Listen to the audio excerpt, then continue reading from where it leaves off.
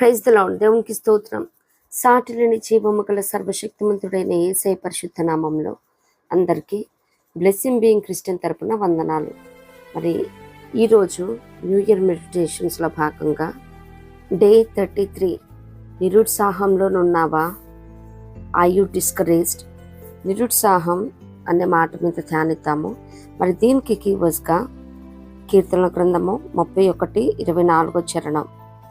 యెహోవా కొరకు కనిపెట్టు వారలారా, మీరందరూ మనస్సున ధైర్యము వహించి నిబ్బరముగా నుండుడి. దేవునికి స్తోత్రం.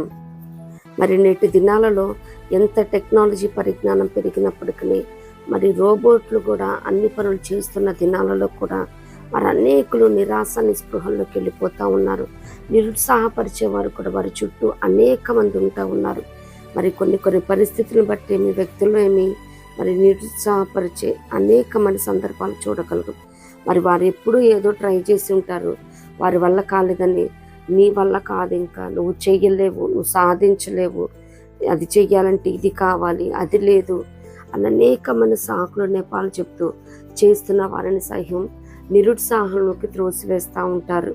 మరి లేఖనాలు అయితే ఏం చదివిస్తూ ఉన్నాయి మనం ధ్యానిద్దాము.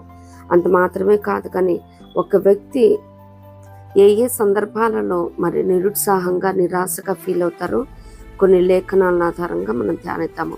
మరి ఒంటరిగా ఉన్నప్పుడు, అంటే భారం బాధ్యత మొయ్యాలి, ఇంకా ముందుకు కొనసాగించబడాలి. మరి అప్పటి వరకు సహకారులుగా ఉంటున్న వారు ఇక ముందు మనతో కొనసాగించబడలేకపోవచ్చు, వారి సహాయ సహకారాలు అందించలేకపోవచ్చు, లేకపోతే వారు మనకు దూరం అవ్వచ్చు. ఏ పరిస్థితి అయినప్పటికీ మరి ముందుకు కొనసాగించబడాలి.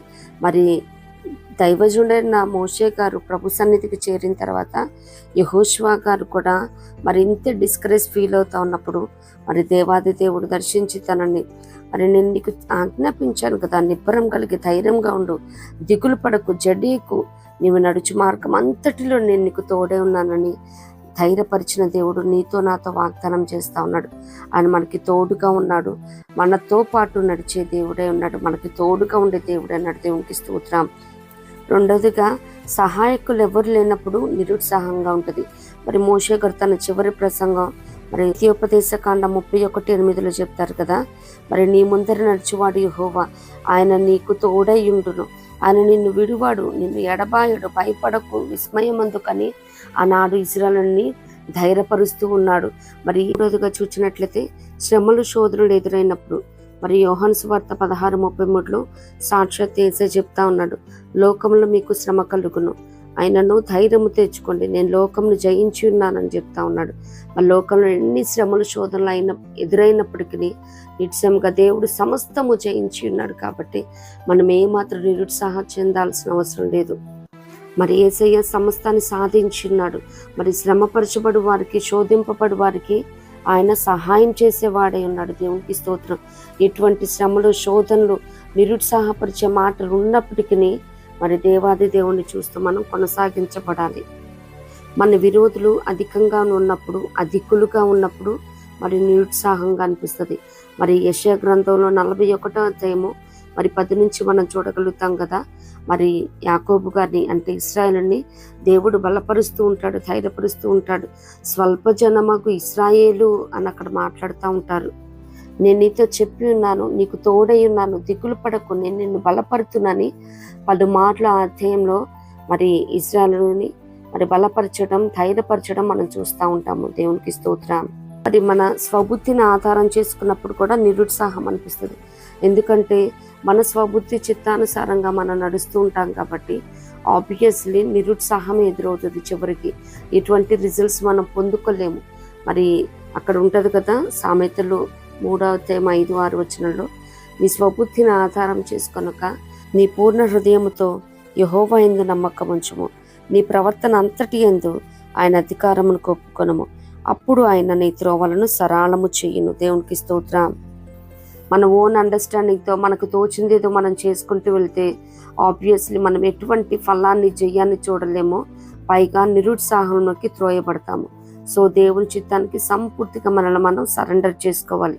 అంత మాత్రమే కాదు, కానీ నిరాశను ఎలా పారద్రోలవచ్చంటే, పరిశుద్ధాత్మ శక్తి పొందుకున్నట్టు ద్వారా మరి రోమిలకు రాసిన పత్రిక 15:13 ఉంటుంది కదా.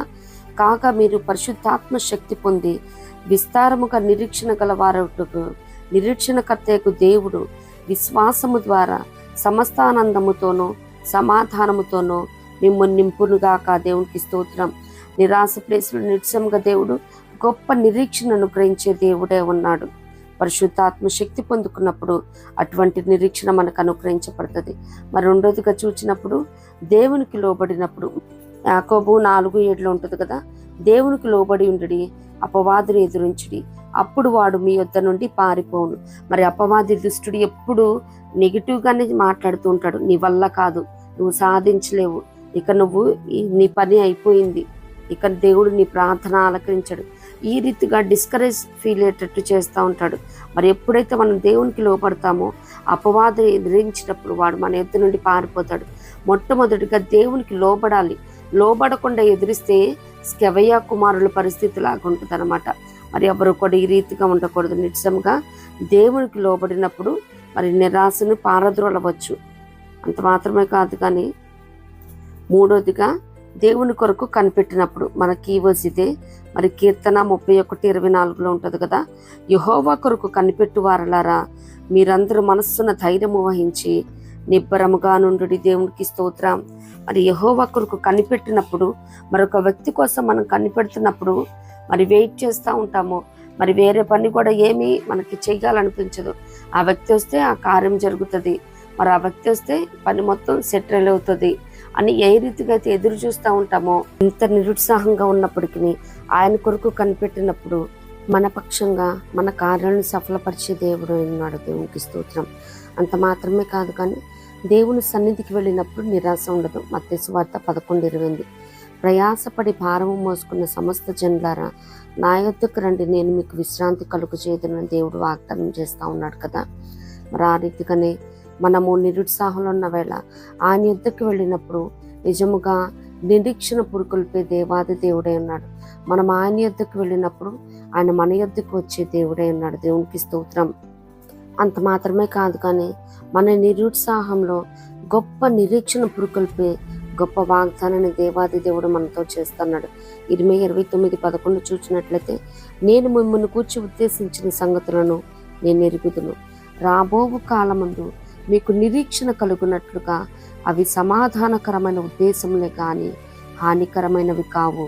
ఇదే యెహోవా వాక్కు. దేవునికి స్తోత్రం. ఆయన మన పక్షంగా ఏమి చేసినా అవి మనకి క్షేమకరమైనవే, మేలుకరమైనవే కానీ కీడు కలిగించేవి కాదు.